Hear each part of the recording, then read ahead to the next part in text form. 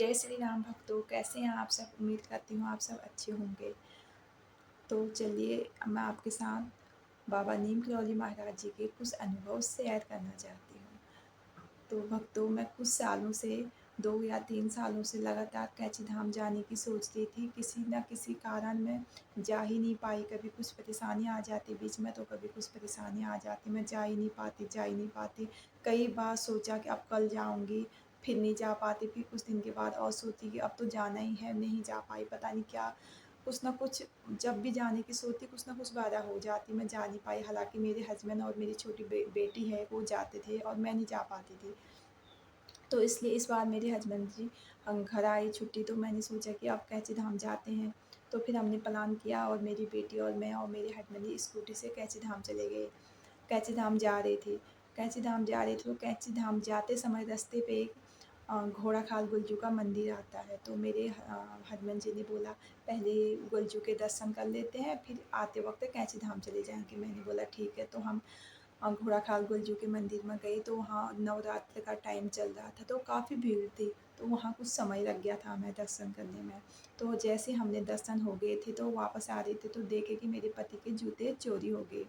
तो काफ़ी महंगे जूते थे, तो मेरे पति का थोड़ा मूड ख़राब हो गया। उसी दिन पहने थे, नए शूज़ थे, और तो थोड़ा मूड ख़राब सा हो गया। तो हम फिर उन्होंने बोला कैंची धाम अब नहीं जाते हैं, अब कभी दूसरे दिन चले जाएंगे।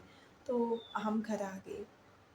फिर उसके तीसरे दिन मेरे पति ने बोला अब कैंची धाम, अब मुझे भी जाना है ड्यूटी पे वापस, तो इससे पहले हम कैंची धाम जाके आते हैं।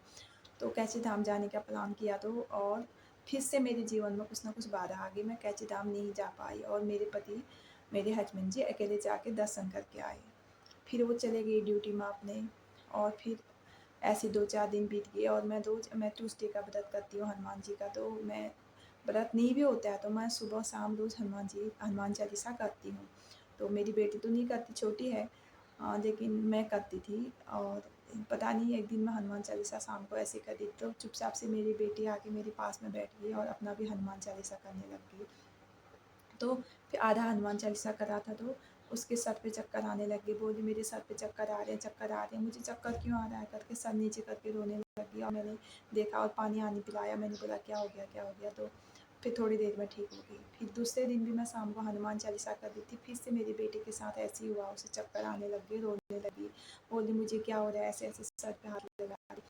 फिर तीसरे दिन भी सेम मेरी बेटी के साथ ऐसा हुआ, जोर जोर से रोने लगी और बोली कि मुझे कैंची धाम लेके चलो, मुझे बाबा जी बुला रहे हैं, मुझे कैंची धाम लेके चलो, मुझे बाबा जी बुला रहे हैं। तो और मैं हैरान रह गई, ये मेरे साथ हो क्या रहा है। अकेले घर में थी, छोटी बच्ची थी और कोई भी नहीं था, और मैं हैरान रह गई मेरे साथ क्या हो रहा है। मैं हॉस्पिटल ले जाऊँ, क्या ले जाऊँ, मुझे समझ ही नहीं आने लग गया।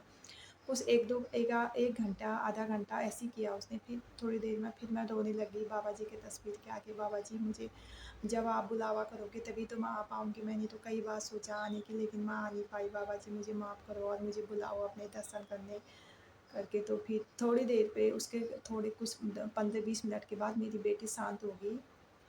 और फिर मैंने बोला कि उसके तीसरे दिन ही ट्यूसडे था और मेरा व्रत भी होता है ट्यूसडे के दिन। मैंने बोला अब मंगलवार के दिन हम ज़रूर कैंची धाम जाएँगे और दर्शन करके आएँगे। तो मंगलवार आया, और तो रात को सोमवार रात को बहुत ही तूफ़ान आया और बारिश हुई। अब मैंने सोचा, रात को मेरी नींद खुली, तो अब हम कल भी नहीं जा पाएँगे शायद कैंची धाम, इतना तूफ़ान आ गया तो हम कैसे जाएँगे कैंची धाम, ये सोचने लगी।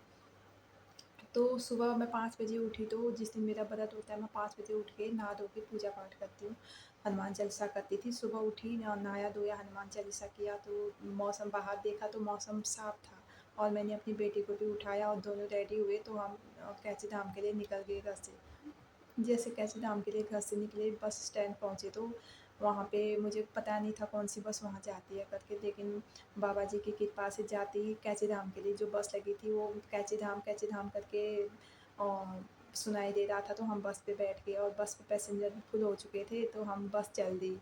जाते ही बस चल गई 5 मिनट के अंदर। तो थोड़ी सी आगे बस गई, तो मैंने देखा कि बस में आगे से देखा तो बाबा जी की फ़ोटो लगी थी, और मैं अंदर से इतनी खुश हो गई, मतलब बहुत ऐसा लगा कि जैसे बाबा जी मुझे बुलाना चाह रहे हो।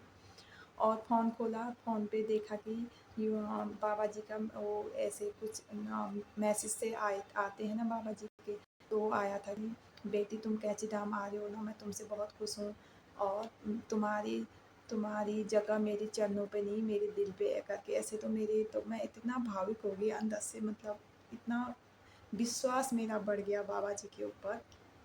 फिर बस जाते रही, फिर रास्ते पे मुझे ऐसे अचानक से ऐसी मतलब एक वाइब सी आई कि मतलब इतनी अच्छी फीलिंग आई और ऐसा लगा कि एक सुगंध सी आई, मतलब एक बहुत अच्छी ऐसी खुशबू सी आई। मैंने इधर-उधर देखा तो ऐसे दिया जलाते हैं ना हम, दिया बुझता है जो लास्ट में एक सुगंध सी आती है, वही सुगंध मुझे दिखाई दी। मैं इधर-उधर देख रही, ये दिया वाली सुगंध कहाँ से आ रही है, तो फिर मुझे एहसास हुआ कि बाबा जी मुझे बुला रहे हैं और मैं बहुत खुश हो गई।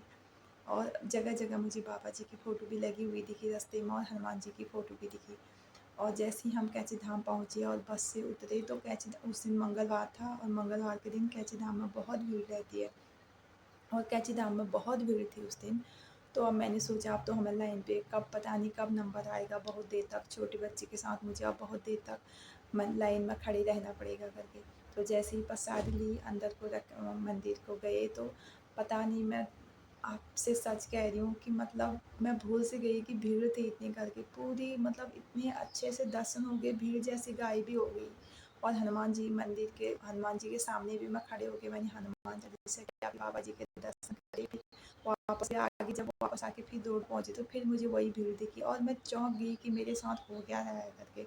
और जब मंदिर से वापस आई तो मेरी बेटी ने कहा कि मम्मी बाबा जी की एक तस्वीर, हनुमान जी की और बाबा जी की एक साथ वाली तस्वीर ले लेते हैं। तो बहुत भीड़ थी, मैंने बोला बेटा हम वहीं से ले लेंगे अपने साथ से, वहाँ भी मिल जाते हैं और यहाँ बहुत भीड़ है अभी, अब मौसम भी ख़राब हो रहा है, हम गाड़ी ढूँढ के जाते हैं।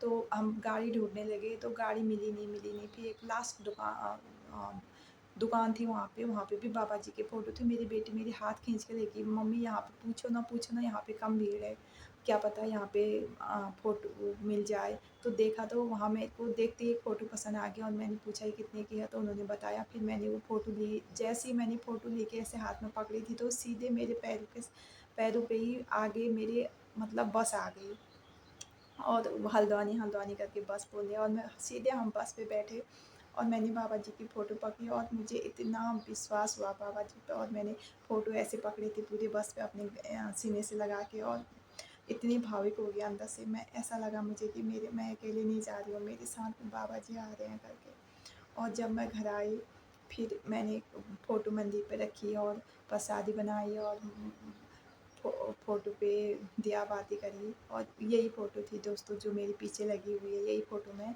हनुमान ये वहाँ से कैंची धाम से लेके आई थी।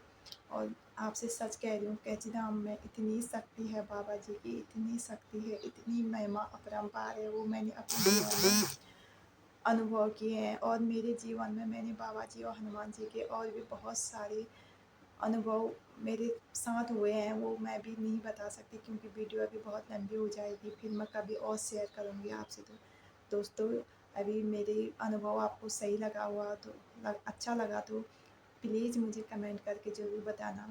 जय श्री राम।